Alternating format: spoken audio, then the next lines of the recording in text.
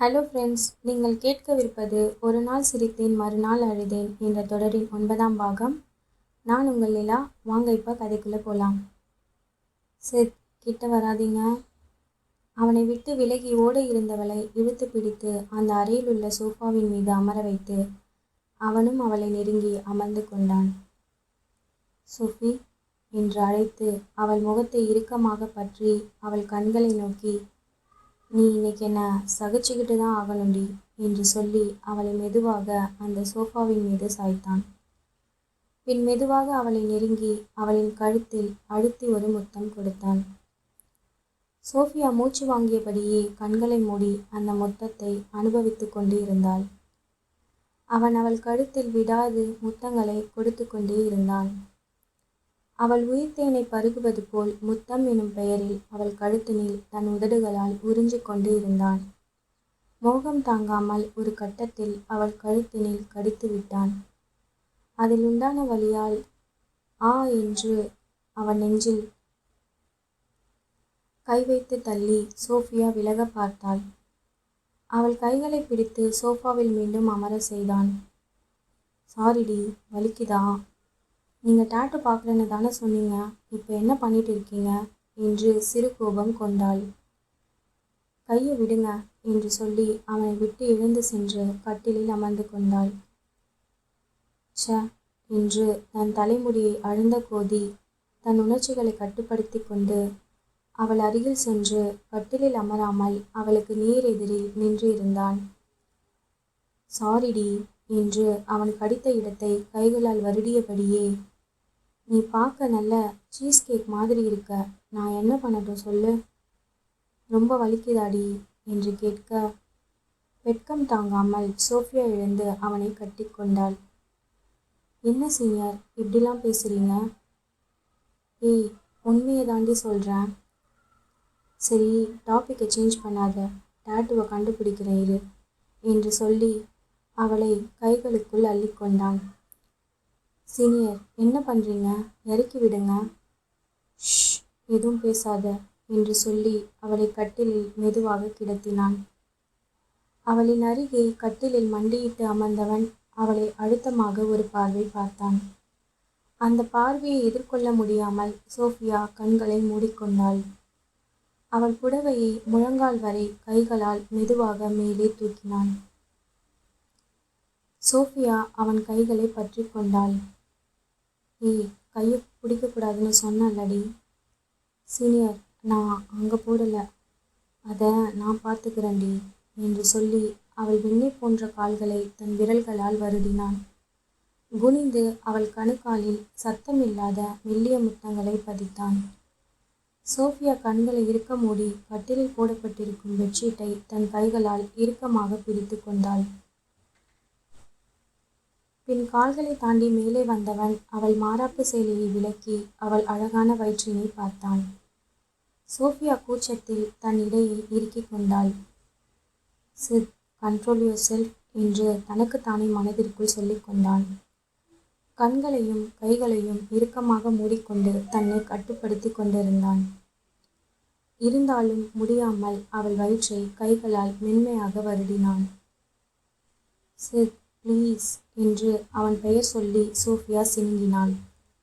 அதற்கு மேல் அவளை சோதிக்காது மேலே வந்தவன் அவள் இடதுபுற நெஞ்சில் அந்த டாட்டும் இருக்குமா என்று பார்க்க அவள் சேலை முந்தானையை விலக்கப் போனான்.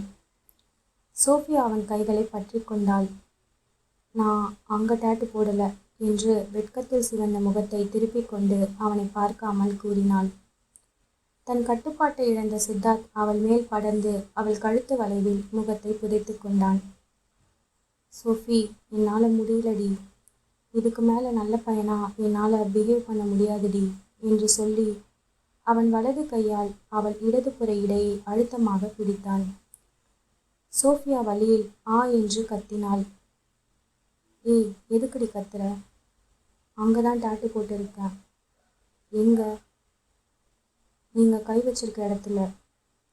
சித்தார்த் எழுந்து அவள் இடுப்பு மடிப்பு சேலையை சற்று விலக்கி பார்த்தான். அவன் பெயர் அழகாக ஆங்கிலத்தில் அங்கு வரையப்பட்டிருந்தது. அதை தன் கைகளால் வருடினான். ரொம்ப வலிச்சிருக்குமேடி. ஏன் இதெல்லாம்? இல்லை சித், எனக்கு வலிக்கல. எப்படி இருக்குன்னு சொல்லுங்க. அவன் பேசாமல் அவளை அழுத்தமாக பார்த்தான். இப்படி பார்க்காதீங்க, உங்களோட இந்த பார்வையை என்னால் தாங்கிக்க முடியல. சரி, இங்கே ஏன் டாட்டு போட்டேன்னு சொல்லுங்க பார்ப்போம்.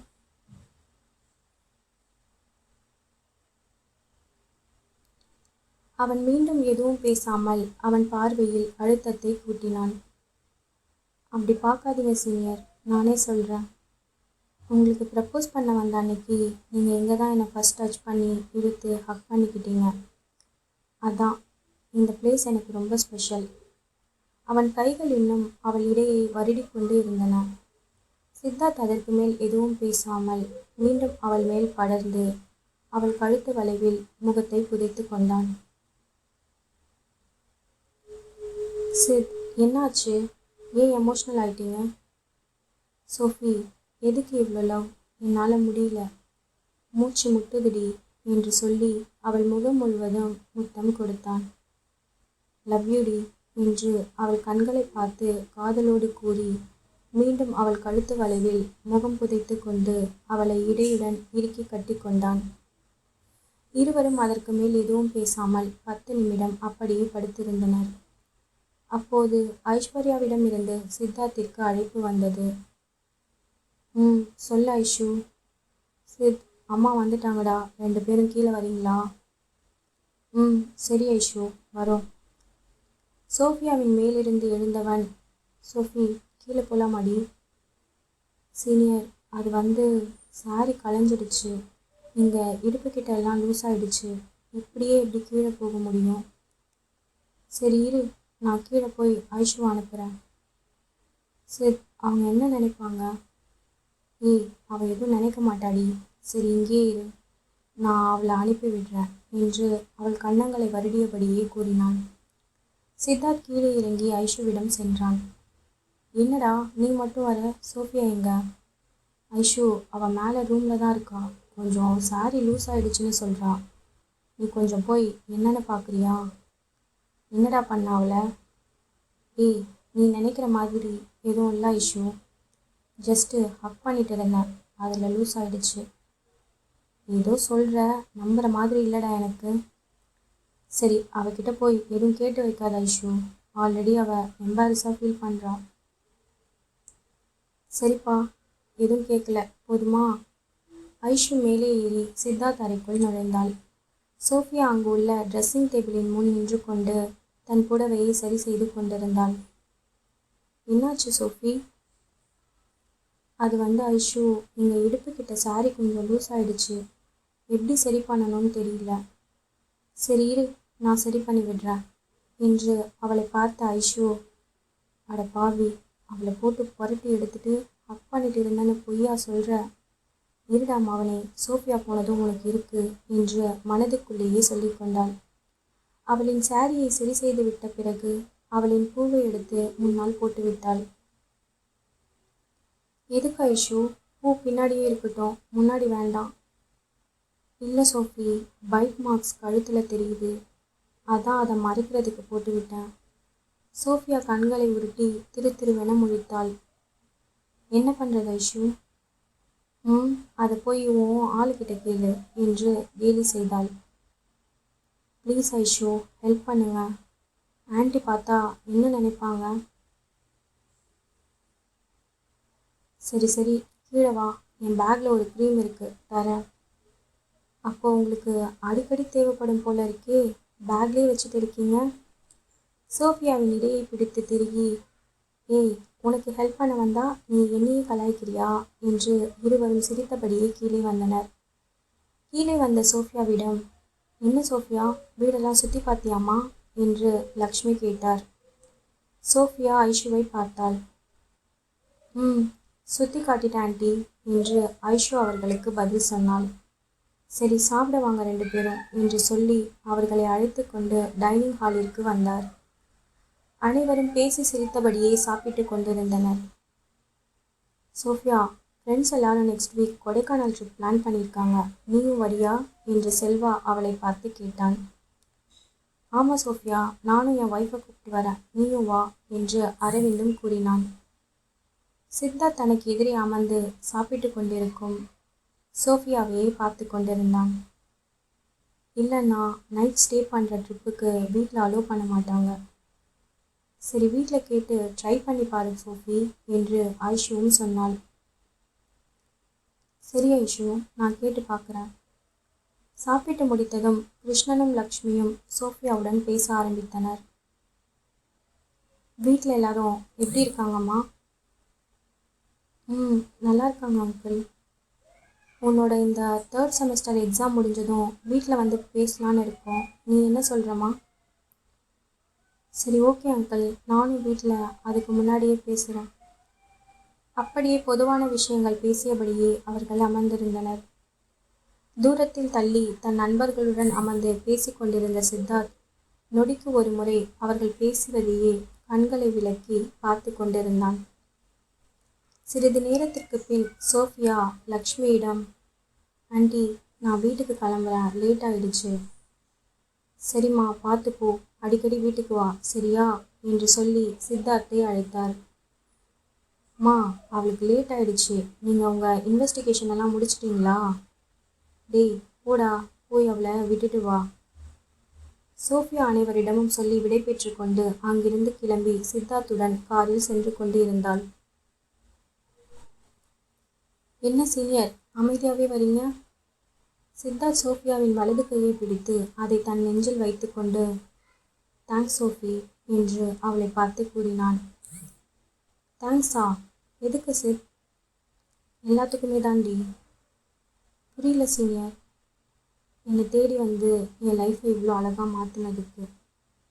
நீ வரதுக்கு முன்னாடி என் லைஃப் ஃப்ரெண்ட்ஸ் ஃபேமிலின்னு ஒரு மாதிரி ஜாலியாக தான் இருந்துச்சு. ஆனால் நீ வந்ததுக்கப்புறம் ரொம்ப அழகாகவும் சந்தோஷமாகவும் மாறி இருக்கு. ஒரு நாளும் அழகாக இருக்குடி.